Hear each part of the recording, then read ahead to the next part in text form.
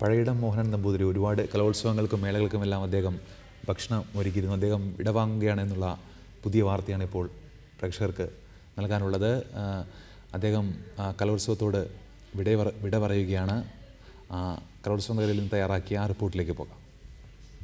പാചക വിശേഷങ്ങൾ പങ്കുവെച്ച് അടുത്ത കലോത്സവത്തിന് കാണാമെന്ന് പറഞ്ഞപ്പോഴാണ് പഴയിടം മോഹനൻ നമ്പൂതിരി ഞെട്ടിച്ചു കളഞ്ഞത്. 56ാമത് സംസ്ഥാന കലോത്സവമാണ് ഉദ്ദേശിച്ചത്. ഉണ്ടാവാൻ സാധ്യതയില്ല.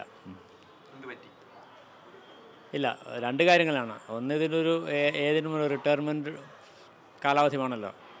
പിന്നീട് ഇപ്പോൾ ഈ സമീപകാലത്ത് നടന്ന ചില കാര്യങ്ങൾ വല്ലാണ്ട് ഹോണ്ട് ചെയ്യുന്നൊരു സാഹചര്യം.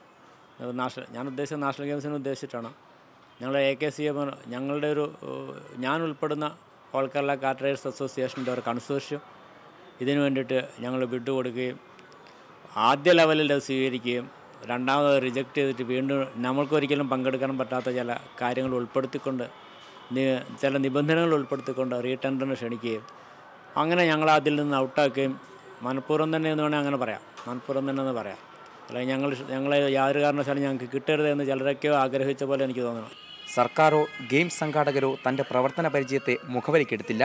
ഗെയിംസിൻ്റെ തലപ്പത്തുള്ളവർ ചേർന്ന് തന്നെ മനഃപൂർവ്വം ഒഴിവാക്കുകയായിരുന്നു.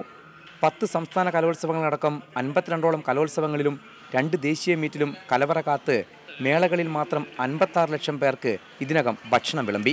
സംസ്ഥാന സ്കൂൾ കലോത്സവത്തിന് വേണ്ടിയിട്ട് മാത്രം ഏതാണ്ട് 50 ലക്ഷം രൂപയോളം നഷ്ടപ്പെടുത്തിയ ഒരാളാണ് ഞാൻ.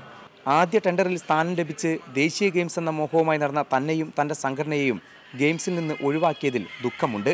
ഇന്ത്യയിലെ ഏതു ഭക്ഷണം തയ്യാറാക്കാനും തൻ്റെ കീഴിൽ ഇന്ന് ആളുണ്ട് എന്ന വെല്ലുവിളിയോടെയാണ് പഴയിടം മോഹനൻ നമ്പൂതിരി മേളകളോട് വിട പറയുന്നത്. കലോത്സവ നഗരിയിൽ നിന്നും ക്യാമറാമാൻ മനു റോയ്ക്കൊപ്പം K. ശശീന്ദ്രൻ, റിപ്പോർട്ടർ.